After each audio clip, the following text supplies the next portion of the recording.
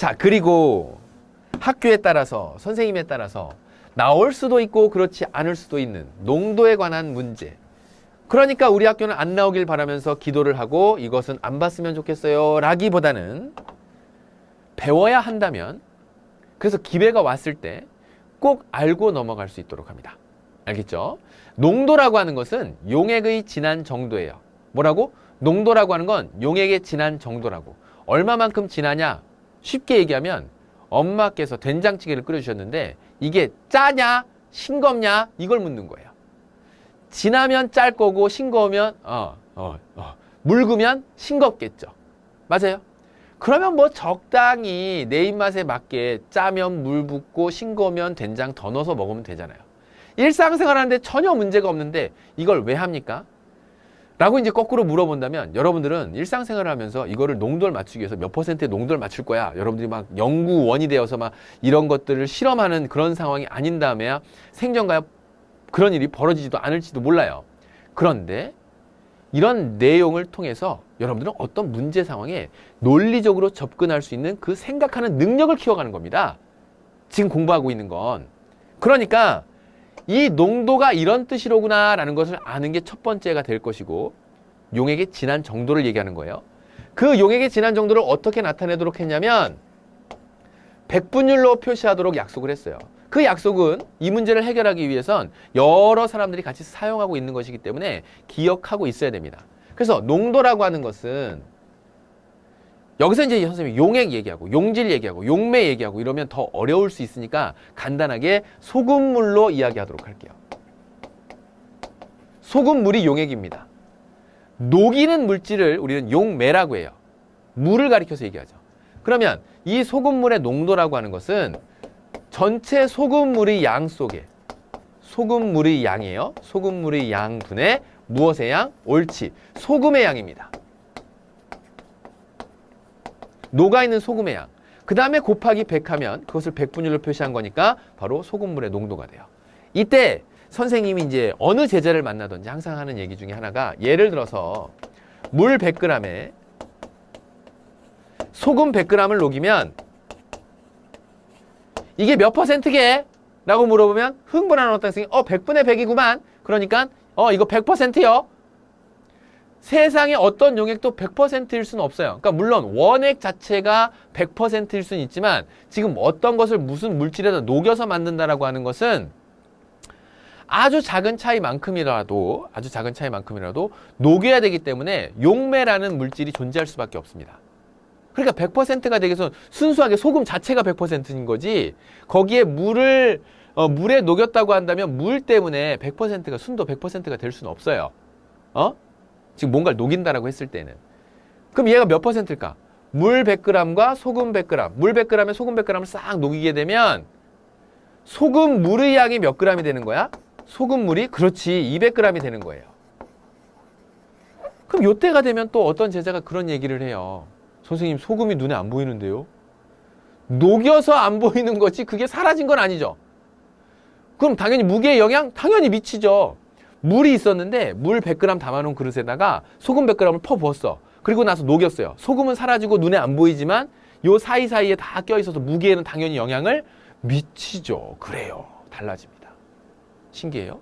자, 그래서 얘는 몇 퍼센트? 200분의 100 소금의 양 곱하기 100 하면서 몇 퍼센트? 50%의 소금물이 되는 거예요.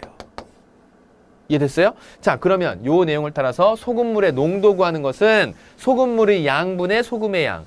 그리고 나서 우리가 자주 사용하는 것 중에 하나가 요건 또 어디서도 나올 거냐면 연립방정식 중학교 2학년 과정에서도 많이 등장할 내용이 되겠습니다. 소금의 양을 어떻게 구하느냐? 여러분들이 배웠었던 등식의 성질을 그대로 적용시켜주면 돼요. 무슨 성질? 등식의 성질. 그래서 지금 등식의 성질을 양변에 내가 구하고 싶은 게 소금의 양만 남기고 싶어요. 그래서 양변에 뭘로 나눴냐면 100으로 나눴어. 그래서 100분의 농도. 100분의 농도. 여기까지 됐지. 그러니까 소금물의 양분의 소금의 양은 100분의 농도였구나. 그럼 소금의 양만 구하고 싶다면 분모에 있는 소금물의 양을 양변에 또 똑같이 곱해. 그렇게 되면 곱하기 소금물의 양 하게 되면 뭐가 된다고? 소금의 양이 되는 거예요. 알아. 지금 여러분들 머릿속에 뭐가 들어가 있는지. 아, 이걸 빨리 머릿속에 넣고 싶은데 그냥 외우고 싶다. 그거 외워야 되는데 막 외우려고 하니까 헷갈릴 것 같은데 당연히 헷갈리지. 당연히 처음엔 잘 안 외워지죠. 외워야 되는 것도 맞고 그 다음에 잘 안 외워지는 것도 맞습니다. 그런데 그러기 위해서 여러분들이 먼저 겪어야 되는 거는 선생님이 지금 유도했었던 방식 있죠? 어떻게 했다고? 등식의 성질을 이용해서 여러분들이 방정식을 푸는 가장 기본적인 열쇠인 등식의 성질을 이용해서 양변을 100으로 나눈 뒤에 양변의 소금물의 양을 곱했어요. 그랬더니 한쪽에 소금의 양만 딱 나오면서 100분의 농도 곱하기 소금물의 양, 100분의 농도 곱하기 소금물의 양. 아예 입에다 묻혀놔. 눈에다가도 묻혀놓고 이렇게. 그래서 꼭 소금물의 농도하고 소금의 양 구하는 공식은 기억합니다. 자, 그러면 지금 이런 문제를 다음과 같이 1차 방정식 활용 문제로 등장했을 때는 어떻게 해결할까? 똑같아요. 6%의 소금물 450g 있는데 여기에 몇 g의 물을 증발시키면 9%의 소금물이 되는지 구해라. 어렵지? 처음서부터 어떤 식? 여러분들은 원하는 이 문제 자체만을 위해서 등장할 수 있는 그 공식을 가르쳐주세요. 이렇게 얘기를 해. 이 문제만을 딱 풀기 위해서 딱 정해진 그 공식. 마치 삼각형의 넓이는 밑변 곱하기 높이 나누기 2라고 지금 생각하는 것처럼 그 공식을 그냥 주고 삼각형의 넓이만 계속 구할 거예요. 이렇게 얘기하는 것처럼 요 문제만을 위한 공식 하나를 딱 주면 그걸 외우겠다라고 하는 그런 말도 안 되는 다짐을 합니다. 배웠던 걸 적용시켜가는 거예요. 그 모든 것들을 공식화시켜서 외우려고 하지 말아요. 이해가 안 되면 그림을 그려요. 뭐라고? 이렇게 생긴 비커 안에 6%의 소금을 450g이 이렇게 싹 녹아 있었다, 450g 있었다 그 얘기예요. 그런데 거기에서 팔팔팔 끓여서 빨간 램프에다가 팔팔 끓여서 물을 증발시킬 거예요. 물을 뭐 한다고? 증발시킬 겁니다. 근데 몇 g의 물을 증발시키냐? 몰라. Xg 증발시킬 거예요. 그러면 그러고 나면 얘가 몇 %가 된다 그랬냐면 요 녀석이 9%가 된다 그랬어요. 자, 그러면 이런 일들이 벌어졌을 때 어떤 상황에 9%의 농도가 나올 수 있을까? 농도란 소금물의 양. 원래 450g 있었던 것이었는데 그 450g 있었던 것에서 물이 Xg만큼 날라갔어. 그래요? 날라갔어. 그러면 소금물의 양은 450-X가 되겠지. 물이 날라갔으니까. 하지만 소금은 날라갔어요? 안 날라갔어요? 안 날라갔어요. 그러니까 여러분들은 여기에 있는 이 내용에서 이 안에 들어있는 소금의 양은 얼마일까라고 찾아내는 거야. 100분의 이 안에 들어가 있는 소금의 양은 100분의 뭐라고? 농도 6 곱하기 뭐의 양? 소금물의 양 450g. 이 안에 들어가 있는 소금의 양은 다음과 같습니다. 약분시키고 2, 50, 3, 그 다음에 5, 9, 45. 몇 g이 녹아 있다고? 27g이 녹아 있었구나. 소금이 27g인 거예요. 그 소금은 그대로 27g 여기에 싹 이렇게 있습니다. 그리고 나서 뭐 하죠? 곱하기 100 하게 되면 얘가 뭐가 나와야 돼? 옳지. 9%의 소금물이 되거라 그 얘기예요. 문제에 나와 있는 뜻을 내가 알고 있는 농도 공식에다 그대로 넣었을 뿐입니다. 이걸 X를 한 방에 빡 찾기 위해서 X는 어쩌고 저쩌고의 식을 만들려고 하지 말란 말이야. 선생님 말 또 무슨 뜻인지 알겠어요? 그러면 지금 양변에 요거 얼마 곱할까? 100 곱할까? 분자에다가 2700. 그 다음에 양변에 450-x를 곱할까? 그러면 분모에 있는 450-x가 사라질 거고 9 곱하기 450-x 이 식 전체를 이렇게 싹 곱한 거죠. 됐어? 그러면 넌 몇 x? 9x는 요거 곱해서 이항시킨 거예요. 그 다음에 너는 0, 5, 9, 45, 4, 6, 4, 9, 36에다가 4, 0, 5, 0. 그 다음에 마이너스 2700 이렇게 되겠죠.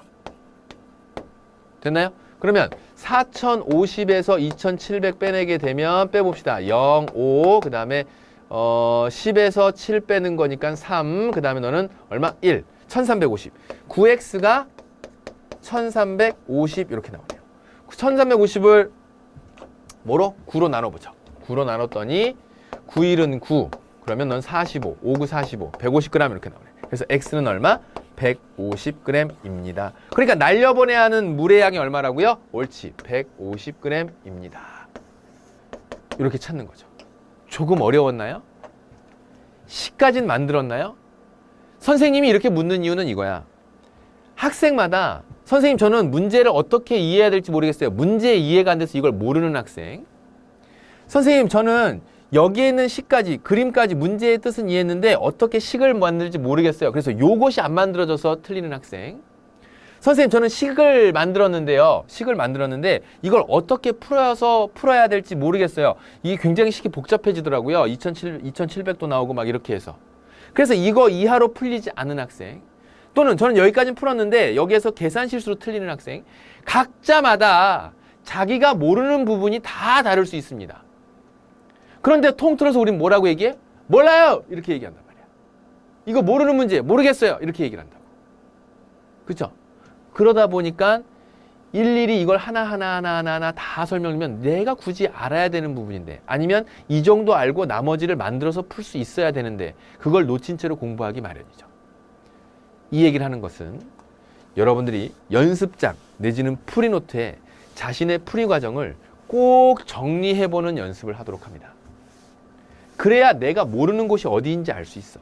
문제의 접근 자체가 안 되는 것인지, 계산 실수로 틀린 것인지, 아니면 계산에 대해서 이런 연습이 부족하여 그 계산 연습을 좀 더 해야 되는 것인지, 자신의 약점을 파악하기 가장 좋은 방법은 자기가 어디까지 생각을 하고 있는지를 늘 확인해 보는 거예요. 응? 그러기 위해서 풀이 과정을 작성을 해놓고, 그게 뭐 깔끔하면 더욱 좋겠지만 될 수 있는 한 시간이 걸린다고 한다면 여러분들이 알아볼 수 있을 정도는 쓸 수 있어야 돼요. 여기저기 중구난방 이렇게 쓰는 것은 피할 수 있도록 합니다.